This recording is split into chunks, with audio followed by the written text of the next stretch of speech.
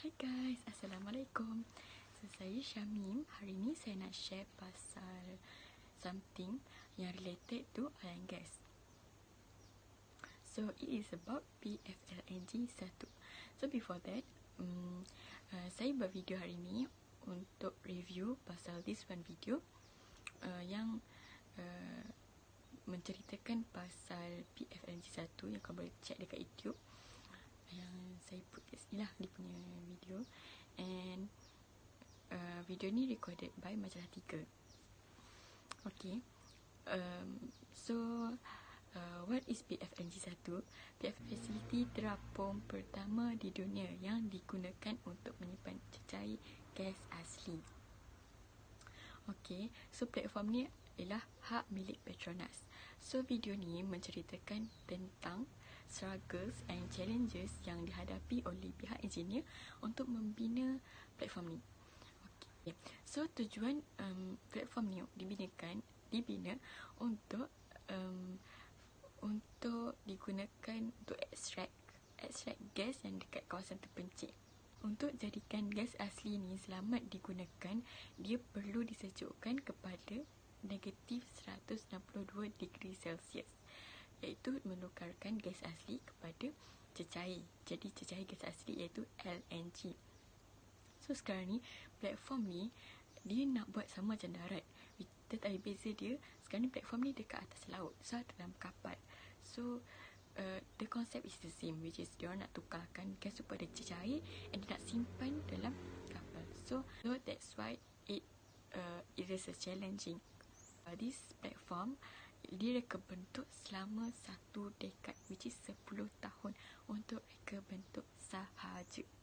So korang boleh imagine lah macam mana dia punya details untuk hasilkan this platform yang sangat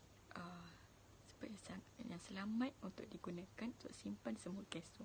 Macam mana nak simpan gas cair dekat tengah laut dan kekalkan kesejukan gas tu, which is 162 degree C dalam keadaan cuaca panas. So the solution is tangki di badan platform. So this platform is built to be operated for 20 years, and the platform perlu cukup kuat untuk menampung loji pemprosesan yang seberat 48,000 tan.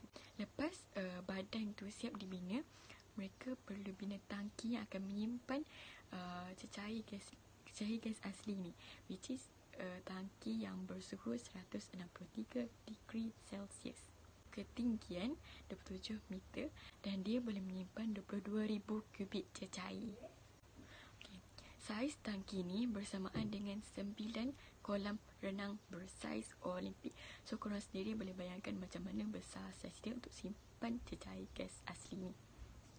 Okay, so the next problem is macam mana bila tangki ni tak diisi dengan penuh, so dia akan menghasilkan efek sloshing, which is macam kita ada badi yang air tak penuh, dan bila kena ombak tu, kena wave, dia akan berkocak.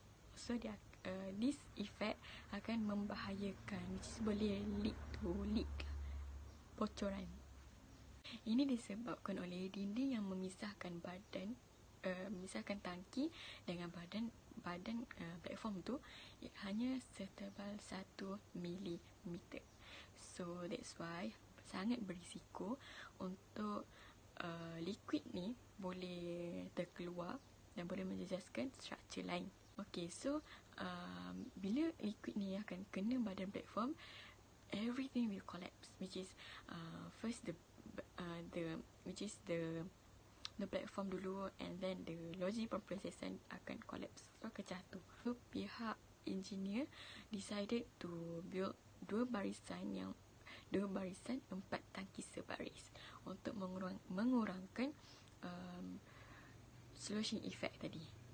Selepas siap tangki dan badan platform, next ialah untuk membina loji pemprosesan. But this loji dah siap dibina, tapi just untuk cantumkan lah. Prosesan ni ada 21 bahagian yang perlu dicantumkan dengan badan platform. So antaranya ialah blok yang seberat 2000 tan yang digunakan untuk tapis gas asli. Nak cantumkan tu kena buat lifting proses. Before lifting, kena pusingkan dulu badan kapal supaya dia tepat dekat yang nak masuk tu, faham tak? So blok ni akan kena betul-betul dekat tempat tu. Untuk pusingkan platform ni, kapal lain perlu sekurang-kurangnya 100 meter daripada platform ni, PFLNG ni. So and turning process ni perlu dilakukan semasa wind speed rendah, which is bila wind speed tinggi akan menjejaskan struktur dia. So pada platform ni sudah seberat 112,000 tan dan dia ditarik dengan kelajuan 1 batu nautika sejam bersamaan dengan 2 km sejam di darat. Korang bayangkan 2 km 1 jam. Ada lagi 3 komponen yang perlu dicantumkan, antaranya serombong api. So kat sini pun ada problem lagi lah, which is the module tak muat untuk dicantumkan dengan badan platform. So pihak engineer macam fikir solution, rewelding diorang punya part, and diorang rewelding diorang punya part, and masa proses ni the block is hanging in the air, which is sangat berbahaya. Okay, so after dah welding semula dan dia boleh dicantumkan, untuk masukkan pipe yang akan mengalirkan gas asli dari platform ke tangki penyimpanan. Okay, so before cantumkan, this spool ataupun gelendong akan diuji dan dibersihkan dahulu. So kalau ada certain gelendong yang crack, spool yang crack, so the entire spool will be replaced. Platform this PFLNG consists of 35,000 of different spool. The welding part between the pipes ialah bahagian paling weak, which is the gas boleh leak. When the gas leak, haba dekat luar akan tukarkan gas cecair gas tadi tu kepada bentuk asal dia. So which is bentuk asal dia ni sangat berbahaya, dia akan menyebabkan letupan. They detected a leak di bahagian electrochlorination. So when there is a leak, diorang kena stop semua kerja immediately. So this electrochlorination is untuk bersihkan air laut untuk kegunaan manusia. So the solution is diorang keluarkan semua air laut tu and diorang repair lah kat situ. So the next stage is testing the loading arm, the marine loading arm yang berfungsi untuk memindahkan cecair LNG ni, cecair gas asli, kepada kapal lain. This loading arm ni hanya dikontrol oleh remote. After 14 months, this PFLNG-1 finally bersedia untuk berlayar, and tempatnya ialah Kumang Konowit, Sarawak. From the tempat pembinaan, which is Pulau Goche, South Korea, PFLNG-1 berlayar ke Kumang Konowit, Sarawak, and after 2 weeks PFLNG-1 sampailah dekat Kumang Konowit, Sarawak. Okay, untuk proses pengekstrakan gas, diorang kena sambungkan badan platform dengan gas pipe, itu lapangan gas.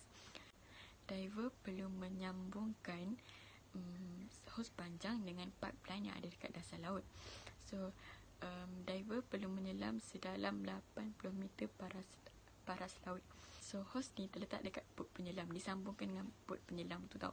So then bot penyelam ni akan bawa hos tu dekat platform untuk disambungkan. The challenge is laut bergelora, which is the boat can berlanggar antara satu sama lain. However, things went well and diorang berjaya sambungkan hos tu dekat deck platform. So dari situ diorang boleh mulakan ekstrak gas asli pertama untuk PFLNG-1. Kat sini kita boleh nampak yang this untuk menghasilkan sesuatu yang besar memakan masa dan effort yang sangat tinggi, but the outcome is very satisfied and the hardship is paid off. So I think that's all from me. Thanks for watching.